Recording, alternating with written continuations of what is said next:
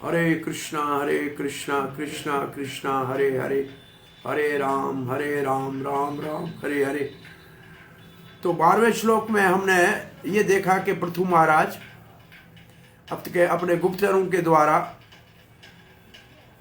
सारे प्राणियों के अंदर और बाहर के कार्यों को जानते हुए अपनी निंदा और स्तुति से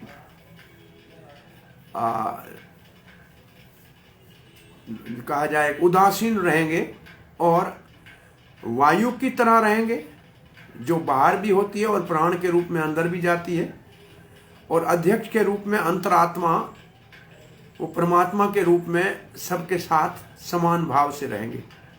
ये 12वें श्लोक का भाव था। 13वें श्लोक में प्रवेश कर रहे हैं। ना दंडयम दंडयन्ति एषा सुतमात्मद्विषाम् अपि दंडत्यात्मजम् अपि दंड्यम धर्म पथे स्थिता। धर्म के मार्ग में इतने दृढ़ता से पृथु महाराज स्थित रहेंगे कि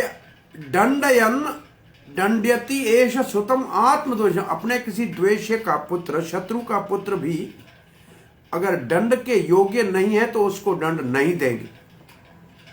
और दंड्य आत्मजम अपि, अपने पुत्र को अगर अपराध किया तो उसको दंड देंगे। न्याय करना होगा तो अपने पुत्र भी को भी दंड देना होगा तो देंगे, और कोई अपराधी नहीं है, शत्रु का बेटा है तो दंड नहीं देंगे। ये उनकी धर्म के मार्ग में दृढ़ स्थिति रहेगी। ऐसे उदाहरण मिलते हैं। ऐसे विशेष रूप से इंदौर की महारानी अहल्या के लिए कहते हैं कि पुत्र को दंडित कर दिया और राज भी नहीं दिया, जो योग्य था उसको आगे बढ़ा दिया। ऐसे बहुत से उदाहरण मिलते हैं। पुत्रों को अयोग्य हुए तो उनका दंडित किया राजाओं ने, और शत्रु के पुत्र को अगर अपराध नहीं आया तो दंडित नहीं किया। तो ये धर्म की मर्यादा है। और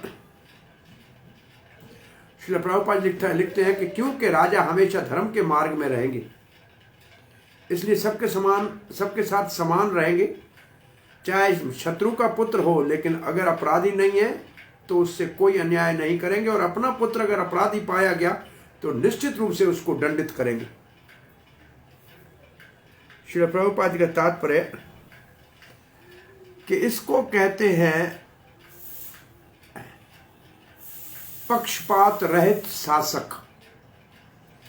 किसी का तरफदारी नहीं करता है। अब तो क्या है, सभी का अपना तरफदारी है, हर एक का अपना पार्टी है, और हर एक अपने पक्ष का ही पक्ष लेता है। चाहे बुरा हो अच्छा हो, अपने को ही संभालना है, उसी का ही भलाई करनी है। परंतु प्रभुपाद कहते हैं ये है लक्षण ऐसे शासक के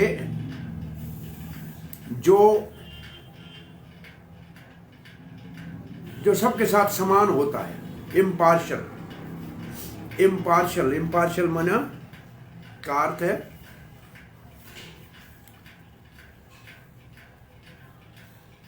किसी का तरफदारी नहीं करने वाला। शासक का यह धर्म है कि अपराधी को दंडित करे, और जो बहुत ईमानदार सही व्यक्ति है उसका सुरक्षा करे। और पृथु महाराज ऐसे उदासीन राजा है, अपने पुत्र दंड को भी दंड दे देंगे अगर अपराध करेगा, और शत्रु को भी वो अपने पुत्र को दंड देने में पीछे नहीं हटेंगे। और अगर शत्रु का पुत्र भी दंड के योग्य नहीं है, अपराधी नहीं है, तो कभी उसके ऊपर अत्याचार नहीं करेंगे। कोई ऐसा अधर्म का कार्य नहीं करेंगे। 14वां श्लोक पढ़ने जा रहे हैं राजाओं के धर्म में। अस्या प्रतिहतं चक्रम पृथो आत्मनस्साचला वर्तते भगवान अरको यावत् तपति गो गणैः। अब उनके शासन कितना प्रबल होगा। अस्य का मतलब पृथु महाराज का अप्रतिहतम, कोई उसके रास्ते में रुकावट नहीं बनेगा। प्रतिहत का मतलब, अप्रतिहत का मतलब, प्रतिहत का मतलब किसी के रास्ते में रुकावट बनना। उनके रास्ते में कोई रुकावट नहीं बनेगा। किस बात में? उनके चक्र के विषय में। चक्र की 3 परिभाषाएं दी है। चक्र की चक्रवर्ती पाद ने 3 परिभाषाएं दी है। चक्र का अर्थ है उनके आज्ञा को, कोई उनकी आज्ञा का उल्लंघन नहीं कर सकेगा। उनकी सेना को कोई रोक नहीं पाएगा। और उनके रथ के पहिए को, चक्र के 3 अर्थ हैं। उनके चक्र के पहिए को भी कोई रास्ते में रोक नहीं सकेगा। इसका मतलब उसकी गति को कोई नहीं रोक सकता है, उसकी सेना को कोई नहीं रोक सकता है, और उनके आदेश को कोई नहीं रोक सकता है। तो कहां तक उनका आदेश रहेगा, कितनी दूर तक उनके प्रभाव रहेगा?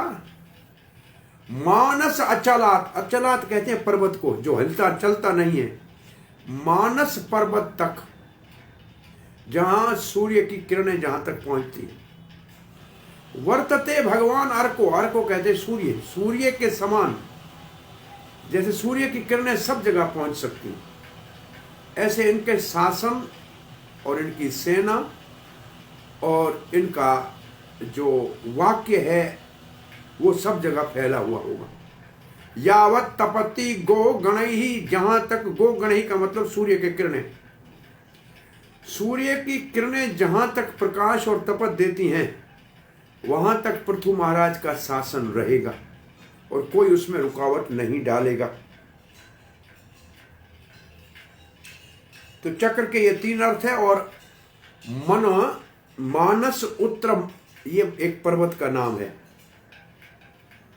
वहां तक सूर्य के किरणें पहुंचती हैं। प्रभुपाद जी लिखते हैं ये जो मानस उत्तर पर्वत है ये सामान्य व्यक्ति को नजर नहीं आता, ये दृष्टि से तो दूर है, परंतु सूर्य का प्रकाश वहां पहुंचता है। कोई सूर्य के प्रकाश को रोक नहीं सकता है। जिस प्रकार से विश्व में सब जगह सूर्य का प्रकाश फैलता है, ऐसे ही पृथु महाराज के प्रभाव को, उसमें 3 अर्थ आपको बताए, न उसकी गति को कोई रोक सकता है, उनके रथ के चक्र की गति को, न उनके सेना की गति को, और न उनके आदेश के प्रभाव को कोई रोक सकता है। प्रभुपाद कहते सारांश ये है, सूर्य और सूर्य के प्रकाश में कोई अंतर नहीं है, उनको अलग नहीं किया जा सकता है।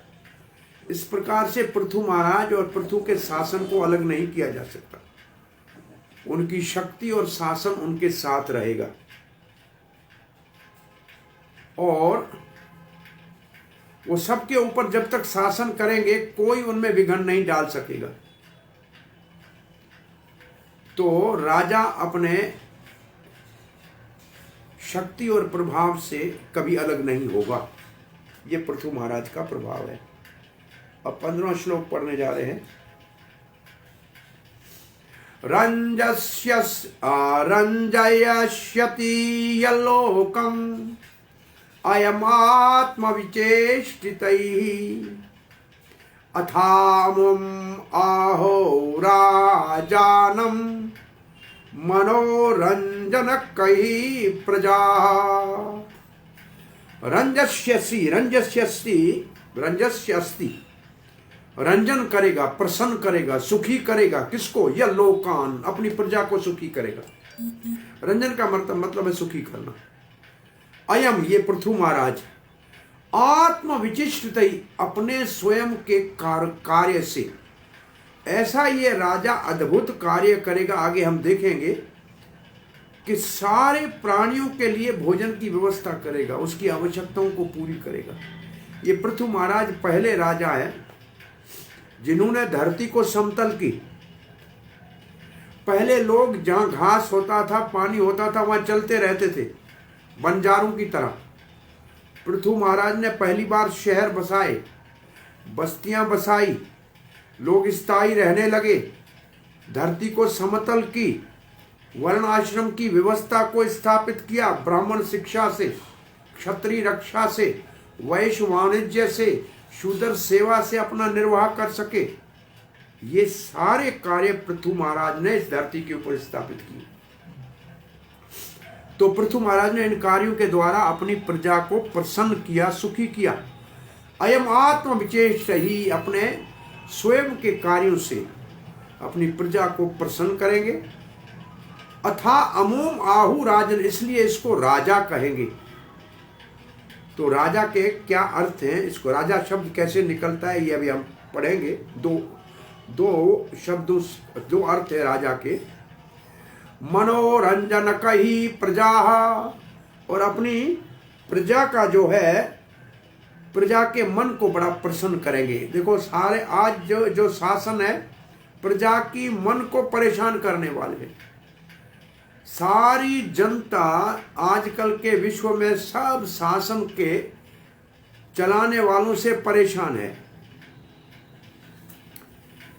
कहते हैं ये करते हैं सर के ऊपर शासन और डंडे से शासन। और पृथु जैसे राजा शासन करते थे दिल के ऊपर और प्रेम से, पुत्रवत। ऐसे कहा करते थे जब पृथु जैसे राजा बाहर निकलते थे तो लोग फूल बरसाते थे, और आजकल का कोई राजा बाहर निकलेगा तो लोग गोलियां बरसाएंगे। बहुत बड़ा दिन रात का अंतर है। आज के शासन के प्रति लोगों का आदर भाव नहीं, मजबूरी में हाँ करके बैठे हैं लेकिन हैं परेशान। तो ये लोगों के मन को रंजित करेगा, आनंदित करेगा। चक्रवर्ती पाद लिखते हैं, हाँ प्रभुपाद जी लिखते हैं, और चिकित्सक का अर्थ लिखते हैं, विचिकित्सक का अर्थ लिखते हैं, अपनी प्रजा को हर प्रकार से अपने प्रैक्टिकल कार्यों से, जबानी कार्य नहीं, केवल जबान से बोलेंगे नहीं, वचनों से नहीं, स्वयं कार्य ऐसे करके अभ्यास से दिखा के कार्य करेंगे जिससे सारी प्रजा संतुष्ट और सुखी रहेगी। क्योंकि प्रजा सुखी और संतुष्ट रहेगी इसलिए इसको राजा कहेंगे। चक्रवर्ती का अर्थ कहते हैं राजा। राजा के लिए दो अर्थ है राजा के। एक है राजा राजती। राजती का मतलब जिसमें से प्रकाश निकले, जो अपने कार्यों से चमकता हो, उसको कहते हैं राजती राजा। राजती इति राजा, अपने प्रभाव से जो चमके वो राजा। दूसरा है रंजती इति राजा, जो सबको आकर्षित करे और सबको प्रसन्न करे, उसको राजा कहते हैं। तो राजा वो है जो सबको प्रसन्न करे, सबको आकर्षित करे, और राजा वो है जो अपने ही कार्यों से शाइन करे, अपने ही कार्यों से अपने आप को चमकाए। अब 16वां श्लोक पढ़ने चाह रहे हैं।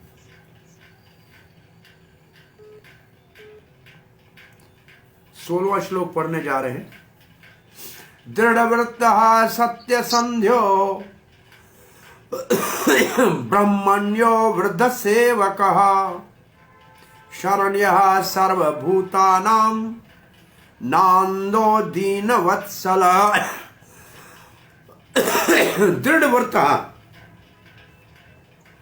दृढ़व्रतः उसके जीवन में ऐसे दृढ़व्रत धारण करेंगे।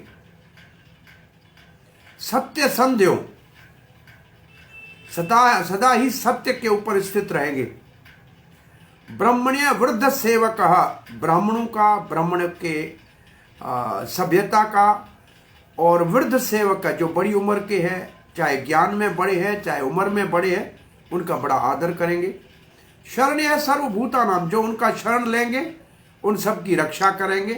नांदतो दीन वत्सल, जो गरीब हैं, जो बेचारे लाचार हैं, उनको आनंदित करेंगे। नांदितो मतलब आनंदित करेंगे उनको। मानदह, सॉरी मानदोह, मानदह मतलब उनका सम्मान करेंगे, अपमान नहीं करेंगे।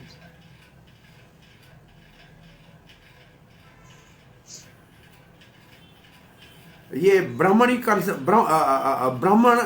समाज और सभ्यता का प्रेमी रहेगा, जो शरण लेंगे उनकी सेवा करेंगे, और जो बेचारे दीन हैं, दुखी हैं, उनके ऊपर कृपा करेंगे और उनका आदर करेंगे। चक्रवर्ती पाद लिखते हैं, वो जो अपना वचन करेंगे उसके ऊपर पूरा रहेंगे,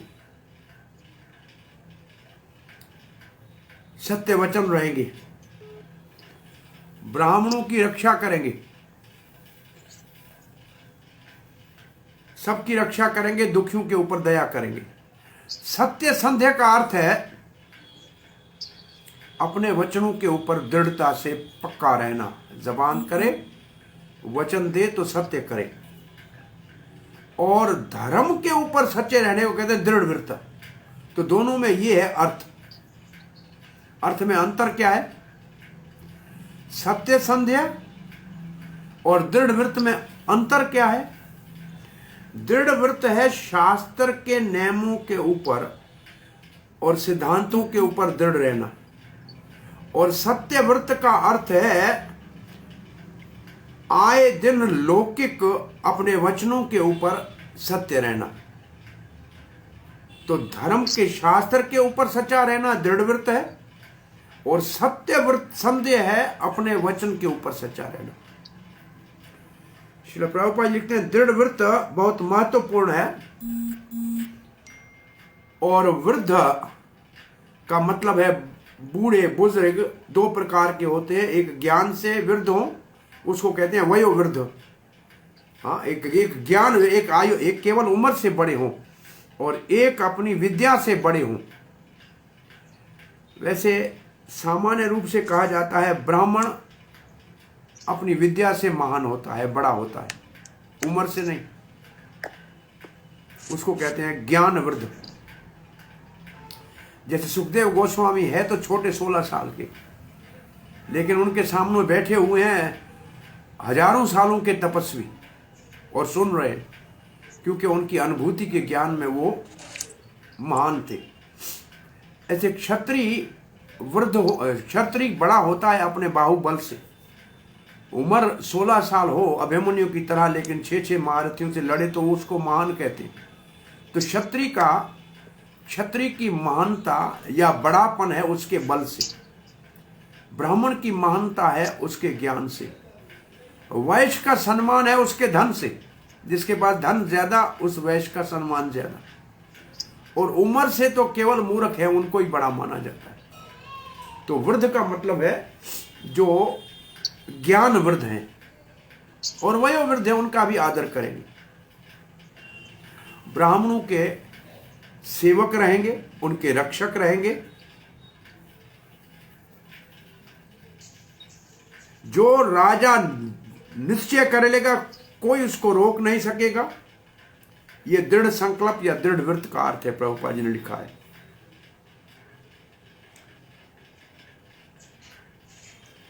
सत्रहवां श्लोक पढ़ने जा रहे हैं। मात्र भक्त ही परस्त्रेषो पत्न्याम अर्ध एवात्मनः प्रजासो पितृवत स्निग्ध किंकरो ब्रह्मवादिनः। मात्र भक्ति पर स्त्री सुपराई स्त्री नारी कोई भी हो, मात्र भक्ति उसके लिए इनके हृदय में मां के समान सेवा का और प्रेम का भाव होगा, भक्ति होगी। पर स्त्री के प्रति मात्र भाव होगा। पत्नियां अर्ध इवात्मन, और अपनी पत्नी को अपनी अर्ध अंगनी मानेगा, अपने शरीर का आधा हिस्सा मानेगा। प्रजाशो पितृवत स्निग्ध, और सारी प्रजा से स्नेह करेंगे अपने संतान के समान। किंकरो ब्रह्मवादी नाम, जो साधु संत हैं, जो भगवान के भक्त हैं, उनके सेवक रहेंगे। ये है पृथु महाराज के व्यक्तिगत व्यवहार स्त्री पुरुष और समाज के साथ। श्री प्रभुपाद जी लिखते हैं, राजा नारियों को अपनी माता के समान प्रेम पूर्वक सम्मान देंगे, अपनी स्त्री को अपने शरीर का आधा अंग मानेंगे और सारी प्रजा के लिए स्नेह पिता के समान रखेंगे। और जो भगवान के भक्त हैं, जो भगवान के प्रचार में लगे हैं, उनके तो सेवक बन जाएंगे।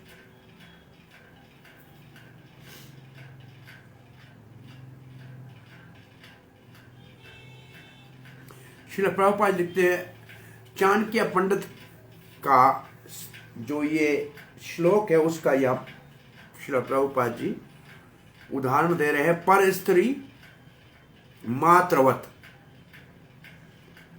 पर धन पत्थरवत। पराया धन पत्थर के समान है, चाहे सोना भी हो तो पत्थर के समान है। पराई स्त्री माता के समान है। दो बातें हैं। प्रभुपाद लिखा है, दूसरे के धन को गली में गिरे हुए कचरे के समान समझना। लोष्ट्रवत, और दूसरों को अपने के समान समझना। जो मुझे सुख करता है उसको करना चाहिए, मुझे दुख देता है किसी को नहीं देना चाहिए। पर नारी मात्रवत, पर द्रवेशु लोष्ट्रवत, आत्मवत सर्वेशु। मेरे ख्याल में ऐसे कुछ है पूरा, सबके समान। ये भगवत गीता का भी बहुत महत्वपूर्ण श्लोक है। आत्म उपमेयेन सर्वत्र यो माम पश्यति अर्जुन। अर्जुन जो अपने से तुलना करके दूसरों के दुख और सुख को जो समझता है वो असल में योगी है। कोई चीज मुझे दुख देगी तो मैं किसी को वो चीज नहीं करूं, किसी और को दुखी नहीं करूं। जो मुझे सुख देती है सबको उसका सुख देने का काम करूं। इसका भाव ये है कि हमें भगवान की भक्ति करने में सुख मिला है तो इसका प्रचार करना चाहिए सब जगह। और गलत रास्ते में जाने पे लोगों को नरक जाना पड़ेगा, दुख मिलेगा, उनसे बचाना चाहिए।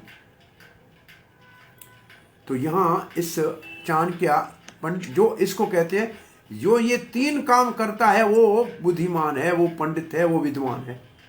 ये विद्वान की परिभाषा है। चाणक्य पंडित ने इसको विद्वान माना है। और प्रभुपाद जी आगे लिखते हैं, आधुनिक विश्वविद्यालय में, कॉलेज में पढ़े हुए, स्कूल में पढ़े हुए ये विद्वान नहीं कहलाते। ये विद्वान नहीं है, इनके पास केवल डिग्रियां हैं, उपाधियां हैं।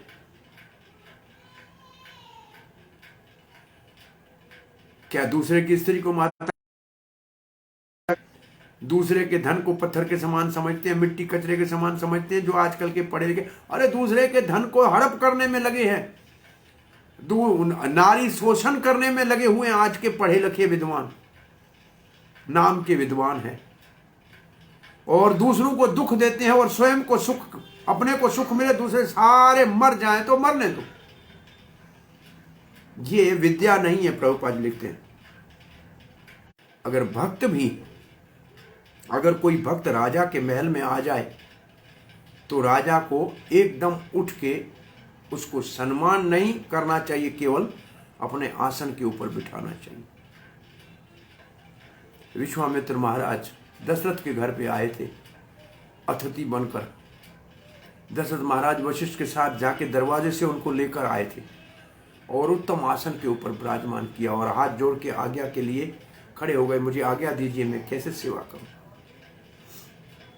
तो राजा के घर में कोई साधु संत चला जाए तो उसका बड़ा आदर करते हैं और उसका अपना आसन देते हैं। ऐसे एक ब्राह्मण भगवान श्री कृष्ण के पास चला गया, अवंती का नगरी से, अवंती का नहीं, विदर्भ देश से आए हुए ब्राह्मण रुक्मणी का संदेश लाया।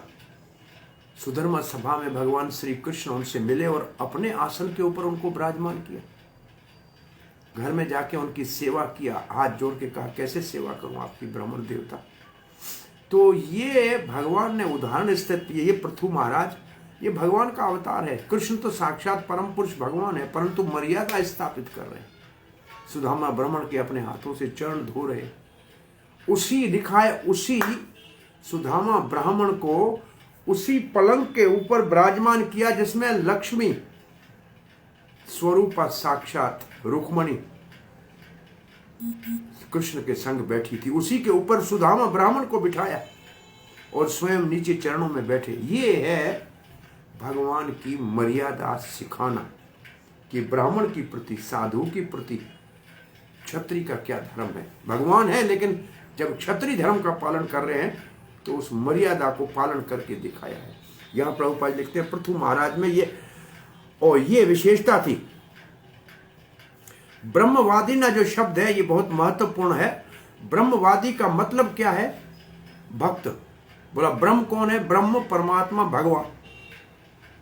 ब्रह्म है भगवान का प्रकाश, परमात्मा है सबके हृदय में, और भगवान है उन दोनों का स्रोत। और इस ब्रह्म शब्द को लेके प्रभुपाद ने भगवत गीता के 10-12 से कहा है, परम ब्रह्म परम धाम पवित्रम परमम भवम पुरुषम शाश्वतम दिव्यम आदिदेवम अजम विभुम आहुस्त्वारिष्य सर्वे देवर्षियो नारदस तथा असीतो देवलो व्यास स्वयं च ब्रवीषि में। ये अर्जुन ने अपनी अनुभूति बताया है और उसमें कहा है कि भगवान आप ब्रह्म हैं। तो जो ब्रह्मवादी हैं, इसका मतलब जो श्री कृष्ण को जानते हैं, इसमें प्रभुपाद लिखते हैं जो भगवान के भक्त है,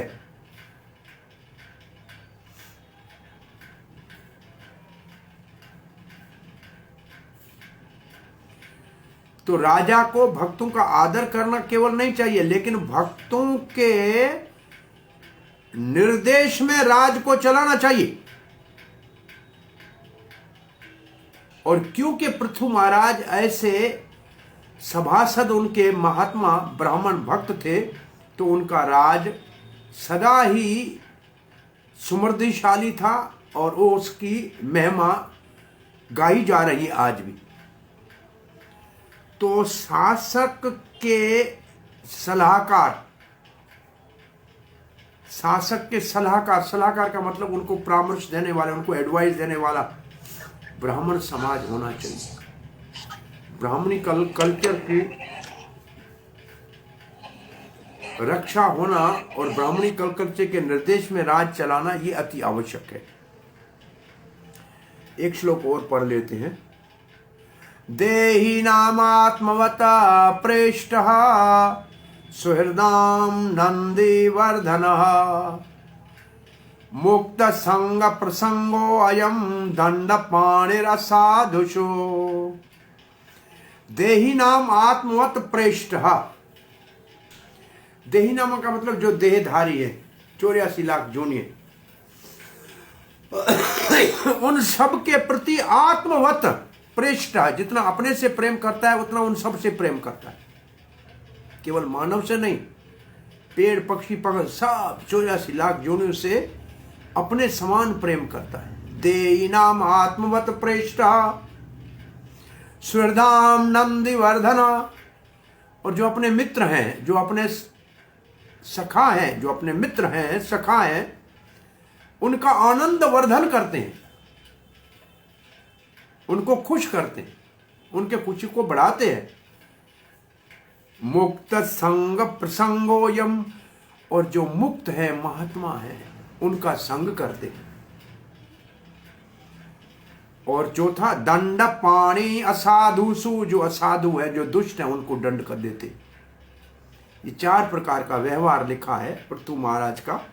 एक राजा को कैसे व्यवहार करना चाहिए, सब जीवों के प्रति अपने समान प्रेम रखना चाहिए। पृष्ठ कहते हैं प्रेम को। कृष्ण पृष्ठाय भूतले। जो कृष्ण से प्रेम करने वाला संसार में, इसे प्रभुपाद जी के प्रणाम मंत्र में, गुरुजनों के प्रणाम मंत्र में पढ़ते हैं। सुहृद नंदी वर्धना। जो अपने सुहृद हैं, अपने शुभ चिंतक है, अपने मित्र है, उनका आनंद वर्धन करते हैं। और ये गुण कैसे आएंगे सब में, तो कहते हैं मुक्त संगो प्रसंग प्रकृष्णेण रूपेण संग। पूर्ण रूप से अगर सत्संग करेंगे, मुक्त पुरुषों का मतलब मुक्त भगवान के शुद्ध भक्तों का संग करेंगे, तो ऐसे गुण आएंगे। और राजा है तो दंड पाणेर असाधुषु। जो असाधु है उनको दंडित करेंगे।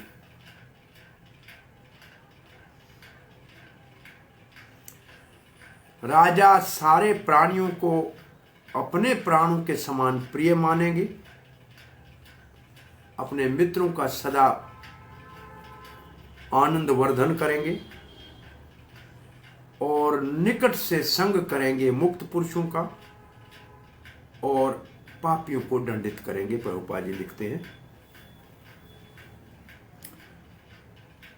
नंदी वर्धन अपने सुरदों का आनंद बढ़ाएंगे,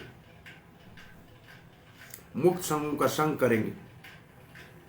श्री प्रभुपाद जी देही नाम का मतलब 84 लाख जोनियां, उन सब की प्रति पृथु महाराज का व्यवहार बड़ा प्रेम पूर्वक होगा, जैसे अपने से प्रेम करता है। जैसे अपने शरीर से कोई प्रेम करता है ऐसे ही सब प्राणियों के साथ प्रेम करेंगे। प्रभुपाद कहते हैं आज ऐसे राजा कहां से लाए, ऐसे राष्ट्रपति कहां से लाए जो अपने समान अपनी प्रजा के साथ प्रेम करें। प्रभुपाद कहते हैं अधिकांश तो पशु हत्या करके मांस खाने वाले हैं, तो वो कैसे जो मांस आहार करते हैं वो कैसे दूसरे जीवों के ऊपर दया और प्रेम करके अपने समान सोचेंगे। कहीं कहीं कुछ ऐसे मांसाहारी नहीं भी है तो भी वो अपने आप को धर्मात्मा कहते हैं, अपने आप को पुण्य आत्मा कहते हैं, परंतु उनके राज में प्रभुपाद जी लिखते हैं गौ हत्या तो आज भी हो रही है।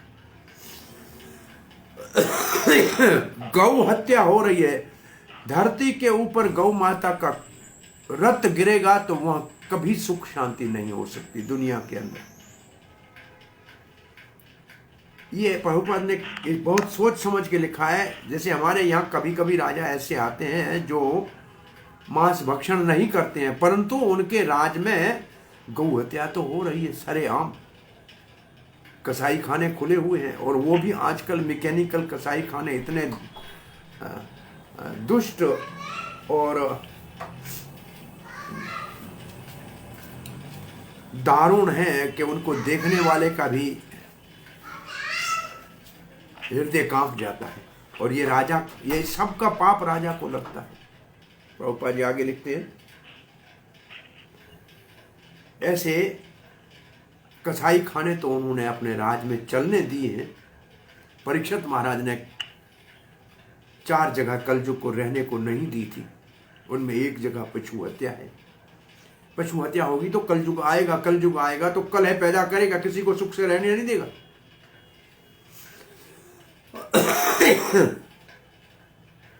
प्रभुपाद कहते हैं ऐसे पापी राजा या मंत्री या राष्ट्रपति वो कभी किसी समय भी संसार में उनकी सराहना नहीं होगी, उनके गुणगान नहीं गाए जाएंगे। और इस श्लोक में बहुत महत्वपूर्ण शब्द है मुक्त संग प्रसंग। इसका अर्थ है राजा सदा ही मुक्त पुरुषों का संग करेगा। इसका मतलब वहां सत्संग होगा। भगवान मर्यादा पुरुषोत्तम रामचंद्र की सभा में बहुत सारे ऋषि आया करते थे तो हमेशा सत्संग चलता था। युधिष्ठिर महाराज की सभा में सत्संग चलता था, ऋषि आया करते थे और उनके पास समय था कथा सुनने के लिए। युधिष्ठिर महाराज तो कथा सुन रहे हैं, 7वें स्कंद में कह रहे हैं नारद जी को हम गृहस्थों के लिए जो घर गृहस्थी में फंसे हुए हैं आसान रास्ता बताइए भगवान के प्रेम को प्राप्त करने का। तो नारद जैसे ऋषियों का संग करते थे और तभी उनके राज के अंदर प्रजा सुखी थी, प्रजा प्रशंसा करती थी और आज उनका नाम भागवत में लिखा हुआ है। तो ये विशेषता है इन राजा महाराज पृथु की।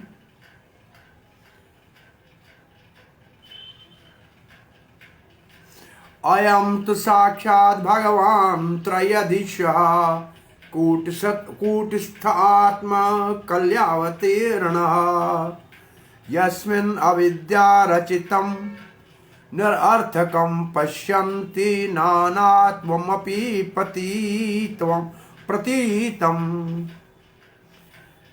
अयम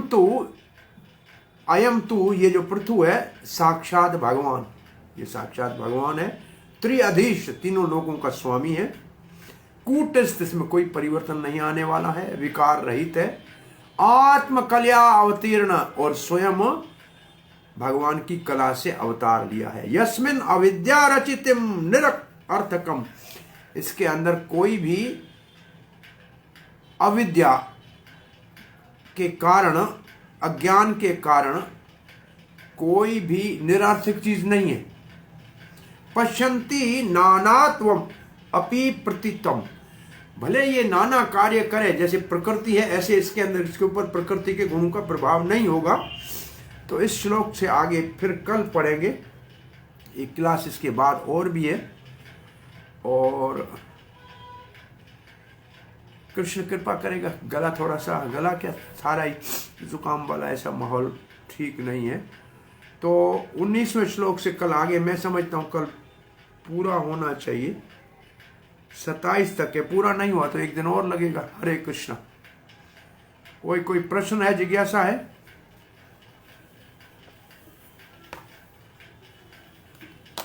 कोई प्रश्न, जिज्ञासा? श्रील प्रभुपाद